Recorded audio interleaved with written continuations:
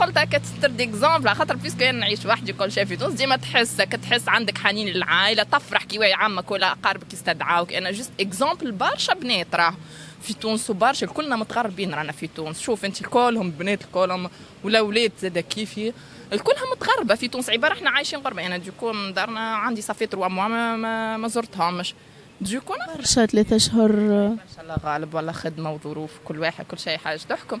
مي دوكو نفرح كي مثلا عمتي تفكرني بتليفون وينك شنو احوالك ميسيلش. شوف انتم قديش تفرحك الكلمه وينك شنو احوالك لاباس عليك ايا فاضيه الويكاند هذا تجي طلع عليا يعني عملت كوسكسي اجا افطر محليه هذيك. عليه احنا بعدنا على عاداتنا وقيمنا وتقاليدنا. كبشوا في قعدتنا وقيمنا، ما تنسيوش الهويه هويتنا التونسيه.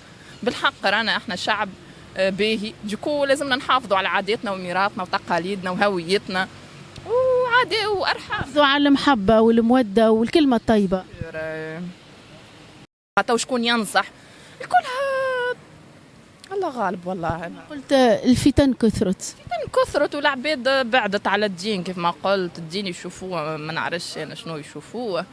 دوكو ما عادش انا قلت لك ربي باقي يستروا علينا وكا وربي يهدي وكا. والله شو نقولوا لعمك تو؟ نقول العباد الكل سيلوا رحمكم. الرسول صلى الله عليه وسلم صلى الله عليه وسلم وصى على صلة الرحم، وربي في الدين وفي القرآن وصى على صلة الرحم. دوكو ربي يهدي الجميع وكاها. ربي يهدينا. عطيتك سيتر ديكزومبل مي لاباس الحمد لله مازال الدنيا فيها خير. كيف ما شكون يجي فماش شكون يسأل ياسر بعدنا على بعضنا. وين ماشيين؟ شنو الحل؟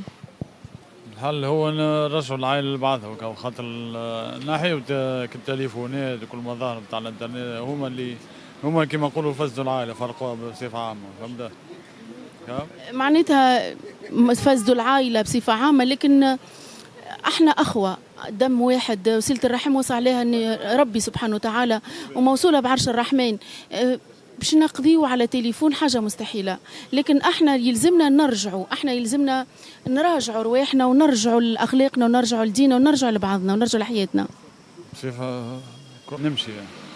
كي تمشي ما يجيك حد؟ ما يجيني حد. في الاعياد مناسبات؟ العيد مناسب بالطبيعه نمشي معناتها ولينا فين؟ في دار واحده كما نقولوا. معناتها تلمكم الدار الكبيره. مشيت الدار الكبيره بعد عمر طويل ما عادش تلقاو وين تتلموا. ستر الله ولا بيت. ستر الله. هذه تحسها حاجه عاديه، حاجه معناتها نورمال تنجم تتعايش معاه ولا تحس حاجه مقلقه؟ مش عاديه، تحسها ناقصه ناقصه في حياتك. فهمت؟